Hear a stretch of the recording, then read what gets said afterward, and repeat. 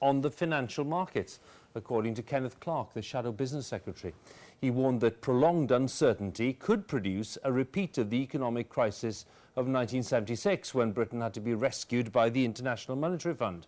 Mr Clark's warning brought immediate accusations of scaremongering from Labour and the Liberal Democrats. As Nick Robinson reports. The men who want to be Chancellor faced each other on the day unemployment rose to its highest level since 1994, with Britain facing its worst budget crisis in decades. But it was a Tory warning about the consequences of a hung Parliament which lit this debate up. Do you agree with Ken Clark that if we get a hung Parliament, the economy is so fragile that we'll have to call in the International Monetary Fund? Isn't that just scaremongering? What Ken was saying is that if markets feel we don't have the confidence to deal with our debts, then we'd have to call the IMF in, and that is a statement of fact. This whole idea that outcome produces the disaster that George Osborne describing, I mean, it's scaremongering of the worst kind. I mean, they're losing the election and they're starting to panic. You know, what we heard from Ken Clark today and George just now is pretty desperate stuff. Frankly, Ken Clark ought to know better. I don't know if this is a gaffe or we actually thought through what he was going to say. This really is a ridiculous statement to make. Well, first of all, Ken Clark was a damn sight more successful Chancellor than you were, and frankly, I trust his economic judgment more than I trust yours. You can tell election day is nearing.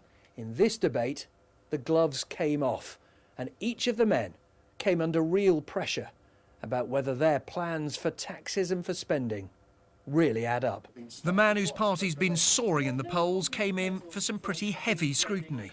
But you've made so much of honesty, and I'm really struck by this. You say repeatedly, we've identified £10 billion, that's more than either of the other parties, but you look at the £10 billion, about half of it, as far as I can see, is double counting, is things that the government's already doing. You've got £3.4 billion you're going to get from your public sector pay deal, which you admit in a footnote in your manifesto is an alternative to the government's plan. So they're already planning to get £3.4 billion. That's a third of your £10 billion already gone. No. How is that honest to the people when they're not actually additional cuts at all? Well, when I talked about the 20 billion base that we're operating from, I was talking about the tax changes that the government's introduced. But you just said 10 billion net. Pay is on top of that, and we do recognise that ours is an alternative approach. That's quite right. And Vince Cable was confronted by a letter criticising his sums from a former senior tax official.